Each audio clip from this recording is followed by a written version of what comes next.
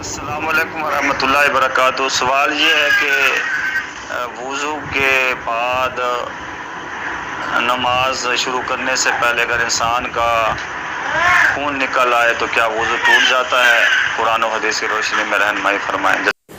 نحمدہ و نصلی علی رسولہ الکریم۔ نماز میں یا وضو کے بعد اگر جسم سے خون بہتا ہے تو اس سے نہ وضو ٹوٹتا ہے نہ نماز ٹوٹتی ہے۔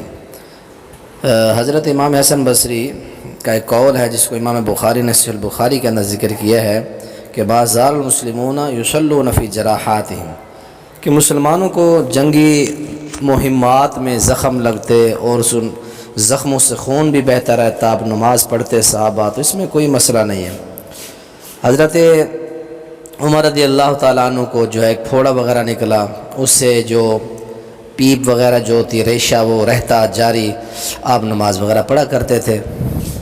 تو اسی طرح حافظ ابن حجر نے فتح الباری کے اندر حضرت ابو ہریرہ رضی اللہ تعالیٰ عنہ کا یہ قول بھی بیان کیا کہ لا یرا باسا بالکثرۃ والکثرتین فی الصلاۃ، کہ نماز میں اگر ایک دو قطرے خون کے نکل آتے ہیں تو اس سے نماز خراب نہیں ہوتی۔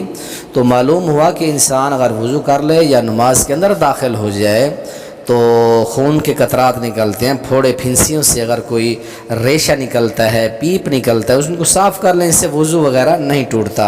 السلام علیکم ورحمۃ اللہ وبرکاتہ۔ مفتی صاحب سوال ہے کہ عورت کا خاوند گم ہو جائے تو کتنا عرصہ کے لیے انتظار کرے گی؟ نحمدہ و نصلی علی رسولہ الکریم، اما بعد۔ جس عورت کا خاوند گم ہو جائے، لاپتہ ہو جائے، مفقود الخبر ہو جائے تو اس کی بیوی کتنا انتظار کرے، اس بارے میں رسول اللہ صلی اللہ علیہ وسلم سے کچھ مروی نہیں ہے۔ ہاں، صحابہ کرام کے دور میں اس طرح کے واقعات پیش ہے۔ مثال کے طور پر حضرت عمر فاروق رضی اللہ تعالیٰ عنہ کے دور میں ایک ایسا مسئلہ پیش آیا تو آپ نے اس میں فیصلہ یہ کیا کہ عورت 4 سال انتظار کرے، 4 سال کے بعد 4 ماہ 10 دن عدت گزارے اور پھر آگے شادی کر لے۔ آپ کا یہ قول موطا امام مالک کتاب الطلاق کے اندر ہے، اور یہی موقف حضرت ابن عباس کا ہے، اور یہی موقف امام مالک رحمہ اللہ کا ہے۔ امام مالک بھی یہی کہتے ہیں کہ 4 سال عورت عدت اپنا انتظار کرے، اس کے بعد پھر وہ جو ہے شادی کر لے آگے، اور یہی موقف بعض احناف کا بھی ہے۔ اور ہدایہ کتاب المفقود کے اندر یہ بھی ایک قول ہے کہ ایسی عورت 100 سال انتظار کرے، ایسی عورت، ایسی بیوی جس کا خاوند لاپتہ ہو تو وہ 100 سال انتظار کرے۔ بہرکیف صحابہ کے اقوال بھی آپ کو بتا دیے، اور امام مالک کا موقف اور بعض احناف کا بھی 4 سال کا موقف ہے، اور جو ہدایہ کے اندر کتاب المفقود میں موقف لکھا ہے وہ 100 سال بھی انتظار۔ بہرکیف یہ حضرت عمر کا جو فیصلہ، اسی کے اوپر فیصلہ کیا جائے گا، عورت 4 سال انتظار کرے، خاوند نہیں آتا تو آگے شادی کر لے۔ السلام علیکم ورحمۃ اللہ وبرکاتہ۔ جی مفتی صاحب، دوسرا سوال یہ ہے کہ پہلے تو پانی کا انتظام میں کنواں ہوتا تھا، اب کنویں کا رواج تو نہیں ہے، یہ ڈرپینے، موٹر پمپ، نلکا وغیرہ۔ تو اس کے بور کے اندر اگر کوئی جانور گر جائے، چھوٹا جانور ہی گرے گا، چوہا وغیرہ، کوئی اور موذی جانور، سانپ وغیرہ، یہ داخل ہو جاتے ہیں، یہ مر جاتے ہیں تو وہ بدبو پانی میں آتی ہے، تو اس کا قرآن حدیث کی روشنی میں کیا حل ہے اسے پاک صاف کرنے کا؟ پانی سے سمیل، بدبو برداشت سے باہر ہے۔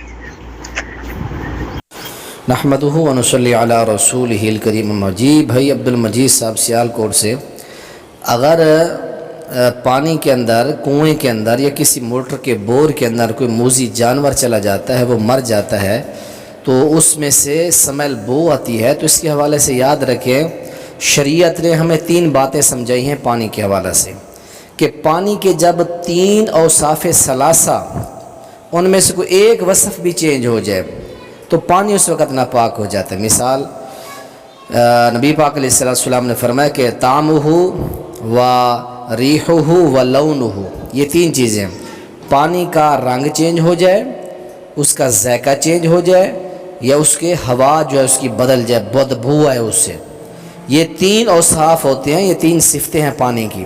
اگر ان 3 صفتوں میں سے کوئی ایک صفت بھی جو ہے پانی سے ختم ہو جائے اس وقت پانی جو ہے وہ خراب ہو جاتا ہے، ناپاک ہو جاتا ہے، اس وقت اس پانی کو استعمال نہیں کرنا چاہیے۔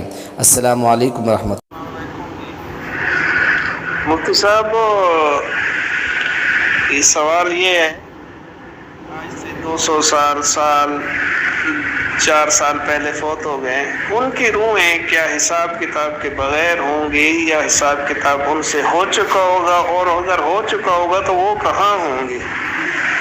کیونکہ قیامت کے دن تو یہ ہے نا کہ اسی دن سوال و جواب ہوگا، اور جو جنت میں جائے گا جنت میں جائے گا، جو جہنم میں جائے گا جہنم میں جائے گا۔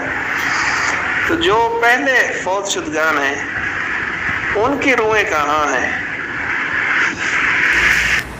جی وعلیکم السلام ورحمۃ اللہ وبرکاتہ۔ محترم بھائی محمد اعجاز صاحب، بکھر ریتڑی شہر، آپ کے 2 سوال تھے ایک وعیس کے اندر کہ جو لوگ فوت ہوتے ہیں ان کا حساب و کتاب دیکھیں، ان کا حساب و کتاب ان کو قبر میں رکھنے سے ہو جاتا ہے۔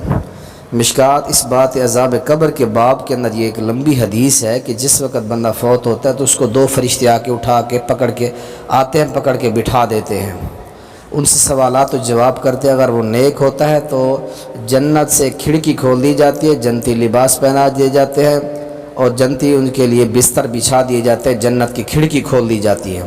اور جو برے لوگ ہوتے ہیں ان کے لیے جہنم سے کھڑکی کھول دی جاتی ہے، جہنم کے عذابات اور اس کے اوپر لاگو ہو جاتے ہیں۔ تو معلوم اس سے ہمیں یہ ہوتا ہے کہ حساب و کتاب شروع ہو جاتا ہے۔ اللہ نے پھر میدان معاشر میں اور بھی اسپیشل پوچھنا ہے، نامہ اعمال پیش کیا جائے گا، حساب و کتاب اعمال تولے جائیں گے، وہ بھی ایک علیحدہ ادھر سے ہمارا حساب و کتاب قبر میں رکھنے سے شروع ہو جاتا ہے۔ اور ان کی روحیں جاتی کہاں ہیں؟ اللہ نے 2 طبق بنائے ہیں، ایک علیین اور ایک سجین۔ علیین کے اندر نیک روحیں ہوتی ہیں اور سجین کے اندر جو ہے اللہ تعالیٰ بری روحوں کو رکھتا ہے۔ تو اللہ تعالیٰ ہمیں عمل کی توفیق دے۔